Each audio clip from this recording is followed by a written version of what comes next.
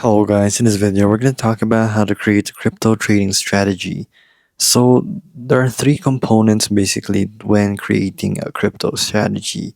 First you have your rule of entry, next is rule of exit, and your stop loss and take profit basically. So basically the first thing you will have to conquer is actually learning crypto basically when it comes to technical analysis or psychology or even just basic reading of charts.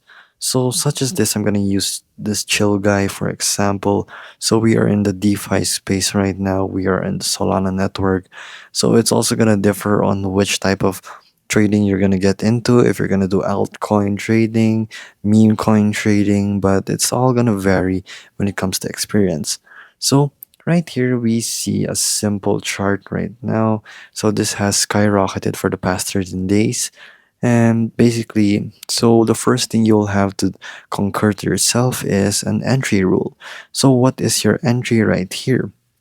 So people use indicators also to signify their entry. Some people use moving averages, some people use MACDs, RSI, and a lot more. So personally, if you don't understand those, don't stick with them and don't just rely on indicators.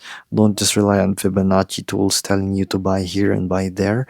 So you must have experience when it comes to trading, or else you're just going to lose your money. And it's just that simple. So the first thing you'll have to do is entry. So let's just see right here.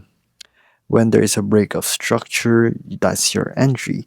So what is a break of structure? Basically, when your previous candle right here is broken again and breaks structure, that is your break of structure. So let's say here, this is a break of structure right here.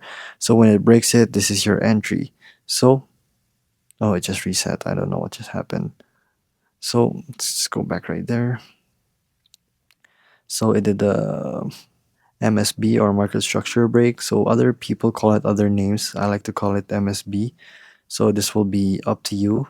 It will vary from person to person. So here, this is your MSB, and I would like to enter on this.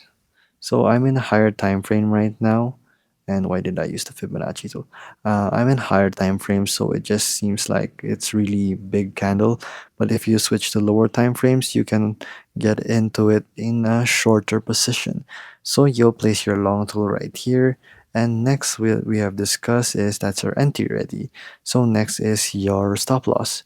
So where do you place your stop loss? And I would like to place my stop loss in the interim low or the last wick that it has placed in itself for here. So the first wick that it came down was here and liquidity just swept all the way back up there. So this is just a made up strategy, so don't copy this. So once it strikes there, the assumption is it will never come back to retest that area again. So that is your stop loss. Now you have your entry, you have your stop loss. Now you will have to know when is your exit. So you must have these things with you when it comes to trading. So right here, let's just expand this right here. So when it comes to your exit, oh, I just moved the whole thing. When it comes to your exit, you must be also systematic. So when will you exit? When there's another market structure break going down? Or is it when, just depends on you actually. So let's just say the exit rule was market structure breaking to the downside this time. So I would assume that would be around right here.